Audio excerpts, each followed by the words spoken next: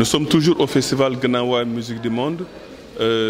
Après avoir assisté à la parade, au concert et assisté au forum sur la migration et les droits humains, nous sommes avec Mehdi Fekir. Mehdi Fekir est un économiste qu'on ne présente plus. Et l'année dernière, pareil moment, on avait analysé ensemble quelques aspects économiques du festival. Cette année encore, on revient, M. Fekir, pour analyser avec vous un peu dans la nouvelle dynamique économique du Maroc. Aujourd'hui, quelle est la place qu'occupe la culture dans sa dimension d'intégration et dans une autre dimension aussi pour développer ce secteur? Il est clair aujourd'hui que nous sommes devant un phénomène qui fait que le Maroc aujourd'hui peut compter sur son capital immatériel que représente sa culture, en quelque sorte cet héritage ancestral qui marque le branding Maroc en tant que branding. Mais ce dont nous avons aujourd'hui besoin, c'est une structuration de cette démarche de commercialisation, de vente de notre marque Maroc. Et là, effectivement, c'est tout l'effort qui doit être entamé par les opérateurs. Alors aujourd'hui, vous avez bien parlé des industries culturelles et artistiques qui se doivent aujourd'hui d'être un petit peu une vraie alternative économique, au-delà de l'aspect économique, je dirais, financier classique, c'est-à-dire la financiarisation de la culture. Il y a également la vente de ce branding Maroc sur tous les plans. Aujourd'hui, tous les secteurs sont dépendants de cette crédibilité que représente le Maroc. Y compris bien sûr le côté industriel, le côté export, le côté implantation. Prenez le cas de l'Afrique aujourd'hui. Certains opérateurs économiques qui sont les champions nationaux aujourd'hui sont vraiment une image de marque du Maroc. Et qu'aujourd'hui, nous ne voyons pas une banque, une assurance ou une société de promotion immobilière, mais derrière, il y a le Maroc avec sa crédibilité. Donc c'est, à mon humble avis, cette démarche de structuration qu'il va falloir aujourd'hui. Nous ne pouvons plus compter sur l'image du Maroc comme étant une destination touristique, loin de là. Le Maroc, c'est un vrai héritage culturel, un héritage en quelque sorte, comme j'expliquais, ancestral, civilisationnel, qu'il va falloir vendre. Donc c'est vraiment ça, c'est la commercialisation du branding Maroc. Alors, M. Fekir, en fait, vous savez, le Maroc, depuis un certain temps, a engagé une nouvelle dynamique dans le cadre des investissements avec le Fonds Monétaire pour l'investissement.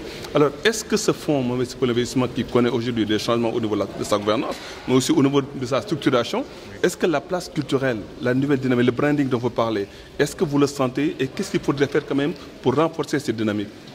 Absolument, ça c'est quelque chose que nous sentons dans la mesure où c'est des investissements qualitatifs. Ce n'est pas une copie d'investissement classique dont l'objectif c'est uniquement la profitabilité financière, loin de là. C'est un objectif plus lointain. N'oublions pas que le Maroc aujourd'hui est en pleine, c'est un pays en chantier.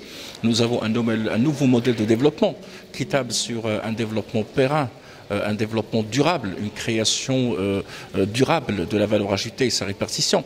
Nous ne pouvons pas aujourd'hui l'imaginer sauf sans une vraie crédibilité du modèle marocain. Le modèle marocain dans le sens le plus large. Je viens de citer il y a un moment la crédibilité que représente cette marque commerciale au Maroc. Cette crédibilité aujourd'hui, il s'ajoute dans ce sens-là. Donc oui, nous le sentons parce que ce ne sont pas des investissements qui sont classiques.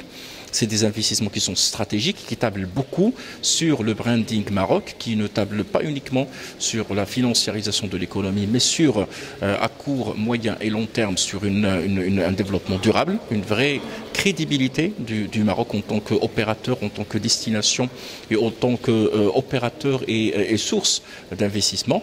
Oui, nous le sentons, mais ce qui est demandé, c'est une meilleure structuration de cette démarche pour aller un tout petit peu plus dans le qualitatif et le rôle que peuvent jouer les industries artistiques et culturelles, il est très très très important. Ce n'est pas uniquement les secteurs économiques conventionnels. Alors, on reste toujours dans la dynamique du branding. Effectivement, quand on dit branding, on dit image du Maroc, on dit soft power. On en a parlé hier. Alors, dans ce secteur, dans cet écosystème, il y a le tourisme qui est là. Enfin, on voit qu'il y a de belles performances depuis quelques temps. Alors, la dynamique du tourisme, avec ce que vous venez de dire aujourd'hui, quel lien faudrait-il faire pour renforcer davantage le branding marocain et aussi, au-delà de ça, le soft power Maroc, au-delà de l'international?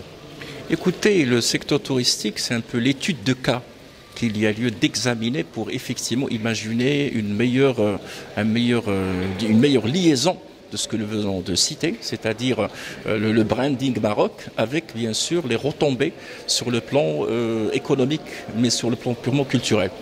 Alors, si le tourisme aujourd'hui a besoin d'une structuration, c'est parce que nous avons beaucoup de relèves, beaucoup de leviers qui recèlent effectivement un potentiel énorme. Le tourisme conventionnel, oui, c'est ce qui permet de ramener des touristes pour visiter la destination au Maroc, qui est une destination charmante, une destination qui est attractive. Mais n'oublions pas aujourd'hui qu'il y a des segments de tourisme qui méritent une meilleure, un effort supplémentaire. Le tourisme spirituel, religieux. Au-delà du nombre important, la destination religieuse que représente le Maroc est très importante. Beaucoup de villes, notamment la ville de Fès par exemple, la ville de Berkane, Badar, est une destination privilégiée pour les fidèles effectivement qui viennent dans le cadre de la naissance du prophète, comme dans les différentes occasions religieuses pour se recueillir effectivement et pour visiter ce pays. Je pense que c'est un levier qui est très important. Et bien sûr, ceci renforce l'image et renforce le positionnement spirituel du Maroc. Alhamdoulilah, nous sommes le pays de Imarat al-Mouminin, Sa Majesté le Roi est le maître des croyants.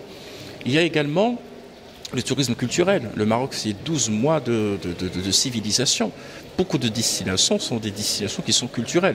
Donc nous ne sommes pas devant le tourisme, je dirais en quelque sorte conventionnel, le tourisme littoral, le tourisme effectivement de destinations connues, telles que Marrakech par exemple. Loin de là, nous avons vraiment des destinations qui méritent d'être valorisées. Et nous avons également le tourisme, je dirais, de la nouvelle génération. Nous parlons de la tendance ESG, le tourisme rural, le tourisme écologique, le tourisme de montagnard. Donc nous avons beaucoup de sujets effectivement qui méritent dans ce sens-là, qui permettent de consacrer la singularité et la particularité du Maroc comme étant une destination touristique, mais qui permet également de renforcer le lien avec le branding Maroc, avec l'image de marque de notre pays. Une dernière question, M. Fekir. Alors, on est au Festival Gnawa Musique du Monde, comme je l'ai annoncé au début. Alors, pour vous, que représente ce festival en tant qu'économiste? Écoutez, c'est une occasion unique, singulière, ce qu'ils font hommage bien sûr à ce festival qui dure depuis plus d'un quart de siècle. Notamment, je tiens à rendre un vibrant hommage à Madame Leïla Tazi, effectivement, qui est vraiment la pionnière de ce festival qui, comme je l'ai expliqué, est devenu un festival, je dirais, multidimensionnel. Ce n'est pas un festival musical uniquement pour consacrer le positionnement de la musique gnawa comme étant une musique nationale marocaine, loin de là. La preuve, c'est les tables rondes qui sont organisées autour. C'est le mixage, c'est un petit peu, je dirais, les fusions. C'est Gnawa et musique du monde. Donc c'est un festival international par excellence. C'est vraiment une manière extraordinaire pour vendre l'image du Maroc et le branding du Maroc comme étant une destination touristique, mais surtout comme étant le branding du Maroc comme étant une civilisation, comme étant une culture, comme étant un aspect singulier.